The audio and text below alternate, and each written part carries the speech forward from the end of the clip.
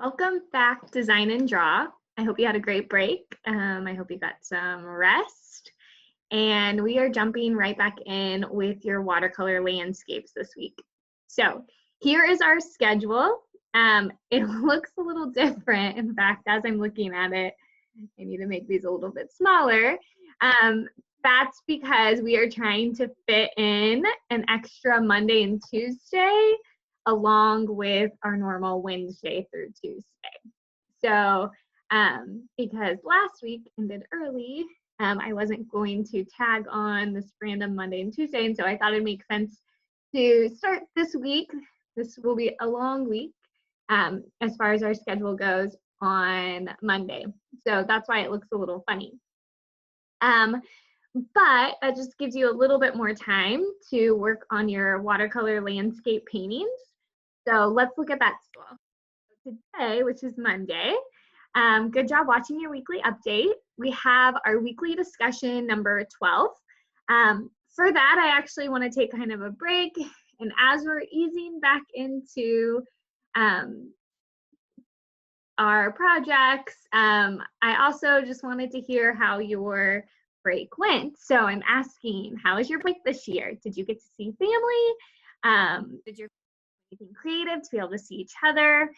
Did you get to rest or do anything fun? I realize that this year is coming with a lot of hardships. I know that my break did not look like my normal break at all. I stayed at home. I did not get to see my parents. We Zoomed. And so I'm just curious to hear if everything went okay with you guys. And just give us the main stuff if you want. If you want to email me if you have more, I'd love to hear more. But hopefully we can all share and hear just how it went. And then, so after that, I have a video called Prepping Your Paper. And this is me walking through some basic steps to start on your final watercolor landscape. So pretty cool. Watch that and follow along. There are slides connected to it. These are the same slides I'm using for everything for this project. And then go and prep your paper just like you learned in that video. Tomorrow, I want you to watch Beginning Your Watercolor Painting. So once again, this is me. I'm walking you through how to get started, the basics, and I actually show you as I'm starting mine. Follow along with me and do that on your own. And then you have work time on Wednesday and Thursday to continue working on that because that'll take a little bit. I know with watercolor, it's really important to give drying time as well. So if you're noticing that you're trying to get details and it's just blurring a lot, then that's because it needs to dry, which watercolor dries fairly quickly. Even if you have a decent amount of water on it, it still should dry within 20 minutes. But it's a matter of remembering to walk away, or sometimes what I'll do is I'll go and work on a different part of the painting while one part is drying and kind of work back and forth. But you have to be kind of methodical about that. And so I want to give you plenty of time to be able to work on that and give it drying time as well. Friday, I walk you through finishing touches. So adding details, getting some deeper areas, making sure you're working through from your background to your middle ground to your foreground. So watch that video as I finish up mine. And then on Monday, you will finish your painting. Make sure you have plenty of details. If you put tape on it, which I talked about in preparing your paper, then once it's dry, you can take the tape off. You can sign the bottom. You can make it look all nice and perfect. My final example is on the end of the slides that are linked all over here. So you can go see what mine looks like. And then when you're totally done on Tuesday, you will post your final monochromatic watercolor landscape painting. It's a mouthful. You will post that to the class share.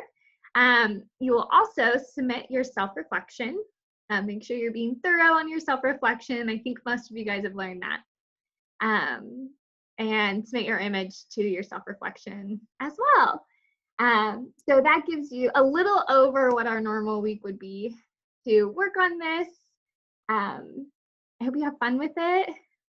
Take your time, get lots of details. Keep working. I'm giving you this amount of time because this is an appropriate amount to use to make sure that you're getting tons of details. I also know with watercolor it can be kind of tricky because you can't erase. So if you need to, worst case scenario, you can let it dry, flip your paper over, and try again. I know with watercolor, I tend to have at least a few people say, you know what, I really wish I wouldn't have done that dark or that color, whatever, and flip it over. And just learning from practice helps a lot. So if you need anything at all, please let me know. As usual, everything is linked in Schoology, so I'll pull it up so you can see where it all is. Computer's so slow. So here's all the stuff you did previously. I added this playlist, which has all the videos that are in the calendar, and then your class share and your self-reflection where you turn in your final project, and then of course the weekly discussion. So I'm excited to hear all about your break and to see what you guys create. Let me know if you need anything.